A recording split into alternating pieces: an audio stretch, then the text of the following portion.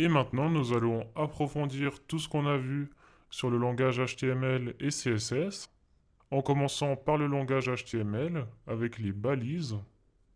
Et ça correspond tout simplement à quel type de contenu on veut afficher. Est-ce que je veux afficher un paragraphe de texte? Est-ce que je veux afficher une image, un titre, etc., etc. Et comme vous pouvez le voir, il existe deux types de balises. Donc le premier type où on a deux fois le nom de la balise, donc on l'ouvre et on le ferme séparément.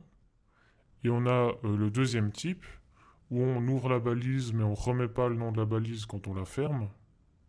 Et pour savoir quelle balise correspond à quel type, eh ben, il n'y a pas d'astuce, hein, ce sera juste à travers la pratique que vous saurez par cœur lesquelles appartiennent à quel type.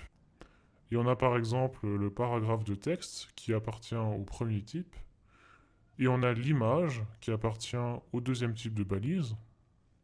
Et retenez juste cette dernière petite chose, c'est que le deuxième type de balise, on peut le fermer parfois en mettant le dernier slash et parfois en le mettant pas.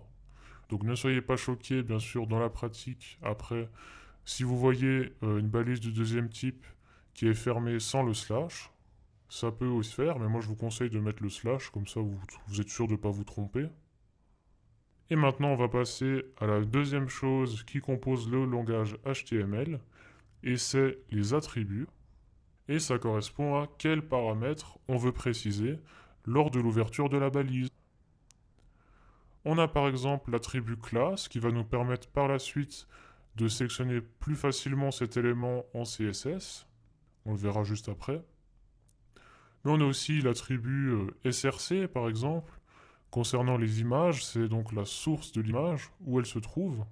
Mais il y en a encore bien d'autres, hein. Par exemple, pour les liens, si vous voulez dire l'adresse du lien, eh ben, ce sera l'attribut href. Voilà, et ça, on les verra à travers la pratique. Là, le but, c'est de voir un petit peu de théorie pour voir la structure de ce langage. Et en fait, c'est très très simple, hein, on a déjà terminé. Comme ça, vous êtes un petit peu habitué à voir du code HTML et à comprendre sa structure. Et on va maintenant passer au langage CSS, en commençant par les sélecteurs. Puisqu'évidemment, si on veut changer l'apparence de notre page web, il faut déjà choisir quel élément on veut designer. Et vous voyez par exemple qu'un élément HTML qui est la classe texte, on peut le sélectionner par la suite plus facilement en CSS en mettant .text. Et dans les accolades, c'est là où on va mettre toutes les propriétés CSS qu'on va leur modifier. Et ça marche exactement de la même manière pour les identifiants, donc ID, sauf qu'après on les sélectionne avec un dièse dans le CSS.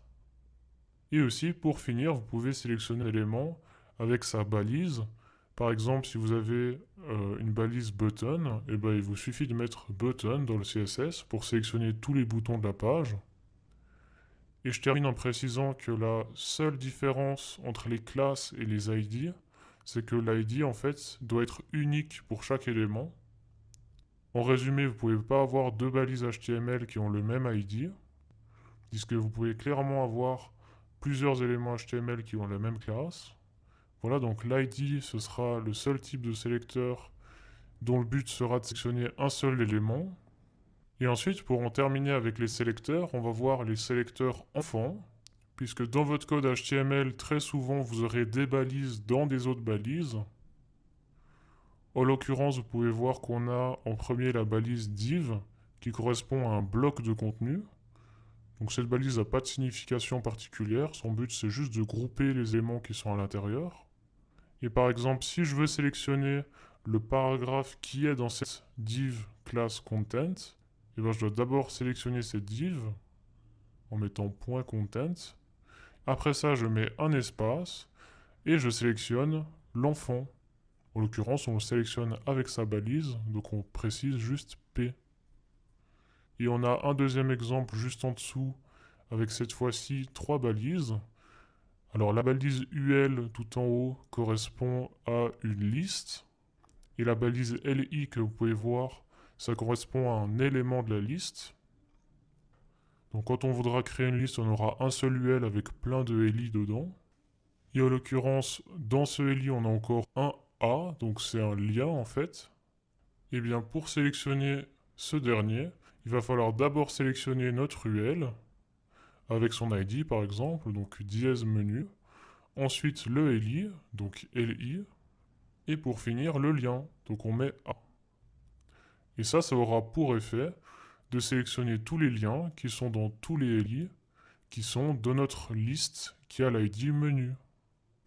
Voilà, donc retenez juste que si vous voulez sélectionner un enfant, vous rajoutez un espace et son sélecteur. Et pour en terminer avec le langage CSS, on va voir les propriétés. Parce qu'évidemment, une fois qu'on a sélectionné notre élément, il faut qu'on précise quelle propriété on veut modifier et quelle valeur on va lui mettre.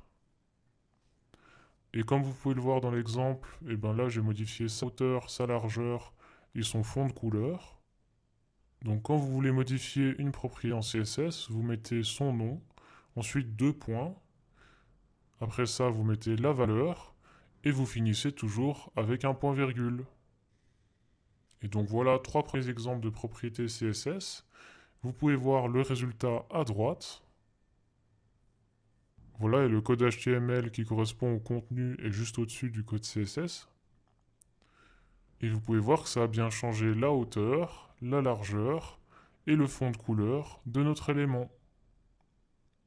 Et pour conclure, je précise que c'était une vidéo extrêmement importante, puisque c'est celle-là qui va vous permettre de réellement comprendre la théorie derrière le HTML et le CSS. Parce qu'une fois que vous avez compris ça, eh ben c'est plus que de la pratique et de l'entraînement.